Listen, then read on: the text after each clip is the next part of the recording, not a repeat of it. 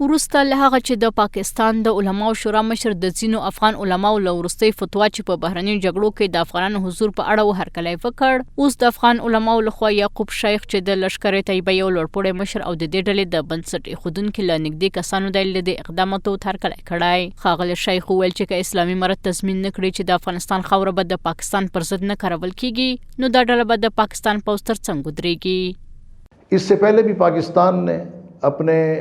افغانستان کچېرې افغان حکومت پاکستان ته په بشپړه توګه ډاډ ورکړي چې د افغانستان له خاورې به د پاکستان پر وړاندې هیڅ ډول ترهګریز فعالیتونه ترسره نشي، نو د پاکستان او افغانستان اړیکې خپل اوج ته رسیدلی شي. له همدې امله دا باید په څرګنده توګه وویل شي چې له افغانستانه به د پاکستان پر وړاندې یوه ګولۍ هم ونې ویشتل شي. لښکر طیبه د هغو ډلو ډلې ده چې ملګرو ملتونو د ترهګرو ډلو په توګه نومولې او متحده ایالاتو د بهرنیو ترهګرو سازمانونو په توګه نومولې ده. که څه هم اسلامي امارت په دې وروستیو کې د یعقوب شیخ څرګندونې ته غبرګون نه دی ښودلی، خو همدرد ډاډ ورکړی چې د افغانستان خاوره د نورو هیوادونو پر ضد نه کارول کیږي. دا په داسې حال کې ده چې څو ورځې وړاندې د هیواد ځینو علماو په نورو هیوادونو کې د افغانانو جګړه د منلو وړ ونه ګڼله، خو دې فتوا بیا هم د پاکستان پوځي رژیم قانع نه کړ او د هغه هیواد چارواکو په دې اړه له اسلامي امارت لیکلی تضمین وغوښت. درخواست را که پاکستان در واقع در خصوص این موضوع داره که باعث افغانستان یک تضمین کتبی برای پاکستان ارائه بکنه، این موضوع با یک نگاه ریالیستی در واقع به معنای تسلیمی عملی افغانستان در قبال سیاست‌های پاکستان هست که این موضوع هیچگاه تحقق پیدا نخواهند کرد.